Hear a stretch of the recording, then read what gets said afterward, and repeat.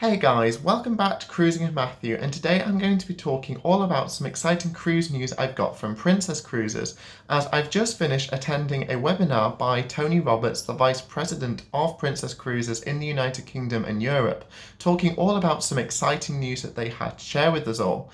And it was really informative, so with this video I'm going to pick out some important points from that talk, and hopefully you'll find it just as interesting, so I hope that you enjoy this.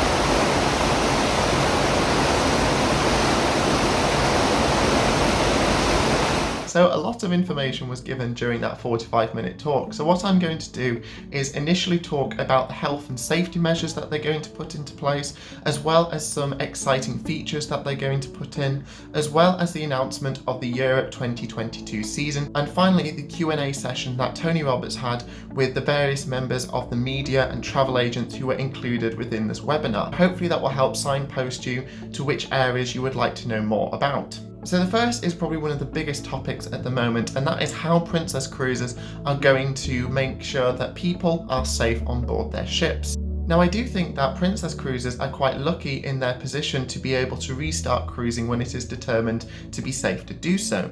This is largely due to the fact that they have already an established medallion technology which really had focused long before social distancing and the coronavirus pandemic was a thing, because the ocean medallion technology really focused on the idea of a contactless cruising experience, and this is well utilised within their plan to restart cruising. The medallion will be delivered to your door prior to embarkation day. You will then be able to download the Medallion app, which you can then electronically submit prior to boarding. You will also have the opportunity to choose which time you want to embark at, so this will help Princess stagger the embarkation times. So health and safety measures will include the likes of a COVID-19 test prior to embarkation, whether that's in the terminal or a few days before wasn't really stated. You will also then have your contactless temperature check, and you may also have secondary screenings throughout the cruise as or when is required. During embarkation or any time on the cruise, if people start to show signs or symptoms of COVID-19,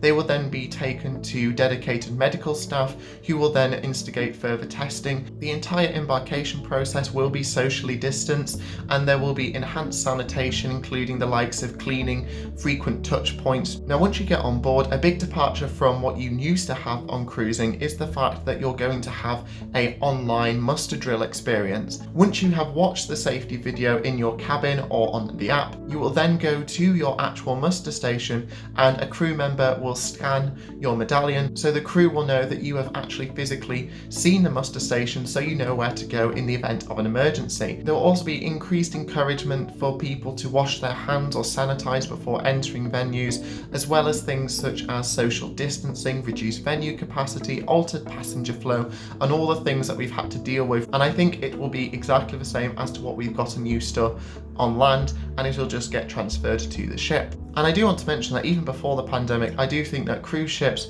in particular were fantastic at ensuring that people wash their hands before going into particular venues, and also I felt like everyone was always cleaning all the time. So I think Princess and all other cruise lines will easily be able to adapt to this era of enhanced sanitation, and it won't be a bad thing at all, because you can never be too clean. Another expected thing will be wearing face masks in areas where you can't social distance, and self-service buffets will not be occurring at the moment, and all crew will serve meals to you. Princess have also stated that they're going to make sure that the air is recirculated every 5 to 6 minutes in each public venue, and they're also going to have HEPA filters in key areas such as in isolation areas and also in the medical centre. Now, an added benefit of the Medallion class ships is the fact that it will enable the crew and also passengers to get a real-time view of the attendance in particular areas within the ship. Now, the aim of this is to help both passengers and crew identify which areas are getting a bit busy, so it means that you don't need to go to those venues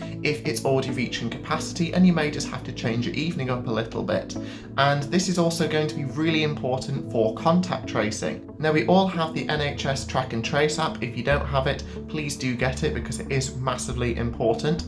And this is really just going to be, like I mentioned earlier, an extension of the things that we're used to in our land-based policies onto ships. So the medallion technology will be able to help with track and trace. Now, all crew are also going to have daily health screening and testing. So this will help quickly identify if there is an outbreak of COVID-19 and allow Princess cruisers to respond rapidly to it.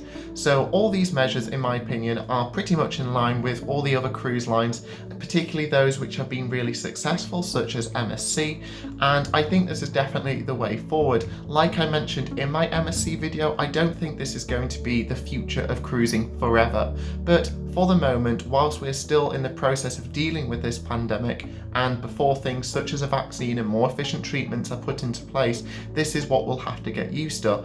And in my opinion, it doesn't really bother me that much, just so long as I can go on a cruise. So with that in mind, looking forward to when we are able to go on a cruise, Princess have highlighted a couple important features. This includes their Princess Plus. Now, Tony Roberts stated that the Princess Plus idea really is based on simplicity. If you want an all-inclusive experience, you can go for that, you don't have to. And there aren't different tiers within the Princess Plus program, so if you opt for that, you will have premium drinks, which will enable you to have all your normal soft drinks, teas, coffees, wines, spirits, beers, cocktails. Cocktails are important in my opinion, and this will allow you to enjoy your cruise as you wish. It will also include gratuities and also Wi-Fi, and Tony Roberts had stated that the Medallion Net Wi-Fi is quite simply the best at sea. They state that their Medallion Net Wi-Fi will enable you to have unlimited streaming of your favourite shows and things like that anywhere on the ship, and did highlight that the Medallion ships will have a Wi-Fi port in every single cabin, so you shouldn't have many blackout areas. This isn't necessarily a new thing, it has been around since the start of 2020, but a good thing to highlight. Now, Princess also stated that they are going to allow guests to cancel up to 30 days before the day of departure, with the aim of hopefully increasing confidence that if the situation in a particular area changes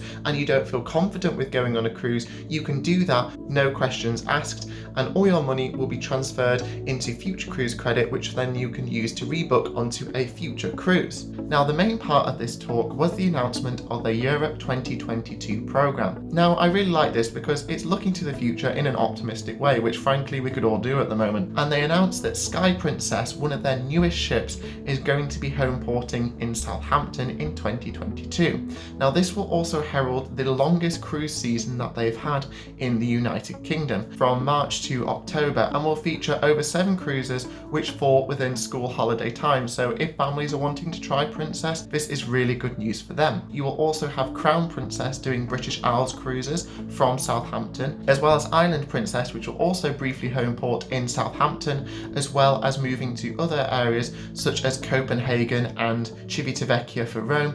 And her aim is to do more discovery style cruises for those people wanting a smaller ship exploring more off the beaten track ports. You'll also have Regal Princess doing 7, 14 and 21 night cruises in the Mediterranean from Barcelona. You'll also have Enchanted Princess sailing from Copenhagen doing 11 night cruises, and all of them will include an overnight stay in St. Petersburg. So this is a really optimistic outlook for 2022, and fingers crossed that this can all go according to plan. Now, the final section within the talk was a Q&A session which Tony Roberts opened up to all the attendees. Now, the first question was that what is the plan for Enchanted Princess's delayed naming ceremony, and also will Discovery Princess be released on time? Now, because of how fluid everything is, there isn't a particular date for when they're going to reschedule the naming ceremony of Enchanted Princess, but once they restart cruising, that is something that they will consider. The delivery of Discovery Princess will be delayed, unsurprisingly, because shipyards have had to delay construction due to lockdown, isolation and things like that. However, Princess will try and announce all the news that they have as soon as they have it. One thing that everyone probably wants to know is when will Princess and other cruise lines sail from the US and the United Kingdom? Now again, and unfortunately for the majority of these answers, it really all depends on the current situation. However, Princess are working to the new guidelines that have been set out by the CDC's conditional sailing order to see how they can adapt their current itineraries and planned routes to meet these criteria and to get people on board their ships in a safe manner. But hopefully they will be able to make an announcement in the next week as to what their current plans will be. Another question was, how are Princess looking in terms of future bookings? And for Europe in 2021, they are finding a strong demand for cruises sailing from Southampton. Now this isn't unexpected because people know that you don't have to worry about flying. Now they did admit that bookings were tougher in the Mediterranean, but this is largely due to the fact that there is so much uncertainty at the moment, and if things did improve, he believes that the amount of pent-up demand that is in those regions will mean that bookings will occur quite rapidly when things improve, such as improved treatments, reduced number of cases and vaccines and all those things as well. He did also state that in Europe, as well as the more far-flung destinations that Princess Cruises is really quite well known for, such as travelling to places like Australia, America, Alaska and things like that, were improving from the end of 2021 to 2022, and he did believe that by 2022-2023 things should start to eventually get back to the normal level of international cruises, and in a similar sense did note that 2021 will be different because it's going to be very Europe based. However, this may change if the situation improves and vice versa, so it's all to play for really. Now another question which has been raised quite a lot in the cruising world recently is that will Princess Cruises, when they return, enforce pre-arranged tours? Now this has been the case for lines such as MSC, so basically Princess have said that they don't want to make that decision yet until closer to the time of them resuming sailing, and then they will make that decision.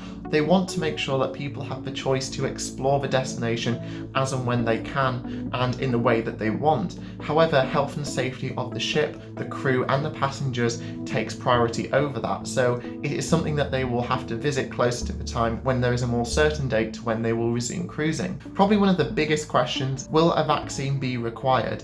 And at the moment they stated that it is too early to make a decision on whether or not a vaccine will or will not be required. Indeed, we haven't even started vaccinating people yet, so I don't think they want to jump the gun on that. And their aim essentially is to develop a comprehensive protocol which will keep people safe whether or not they have taken the vaccine or any other previous health history that they may have. And I think that's a good approach to have, because at the moment we still don't really know what's going to happen with regards to vaccines. Although they did state that it is an exciting development and hopefully a step forward in getting things back to normal, whatever that may be. Travel agents in Ireland also asked if whether or not Princess may consider home porting in other areas such as Ireland, which has been successful, or other areas in Europe. And they did basically stress that although this is something that may change at the moment due to the increased logistical issues of making sure that the ship's going to be deep cleaned and all the other health and safety procedures that they're going to put into place, you can't have people embarking or disembarking throughout their cruise. Now this may change as protocols get developed and evolved, and I think at the moment they're trying to focus on a few home ports and not overstretching themselves, which I think is a good idea. And that concluded the talk, and they gave us a huge amount of information, but I think it was quite optimistic and definitely gave us all something to look forward to in the future. So that was my video talking all about the exciting cruise news from Princess, and I really hope that you found it useful. If you want to know more about Cruising with Matthew, then please take a look at some of my other social media sites, including Twitter, Instagram and a Facebook group. If you've enjoyed this video, please take a look at some of the other things on my channel and like and subscribe, because it's always appreciated. If you have any comments, please let me know below and I'll do my best to answer them, and if I don't know, I'll see if I can ask anyone who does. I really hope that you're all keeping well during these winter months, especially with it getting quite dark and the weather not being too nice, but hang in there, and I do think that things will hopefully improve in the near future. So until the next time, thank you so much for watching, and I hope you all have a fantastic week.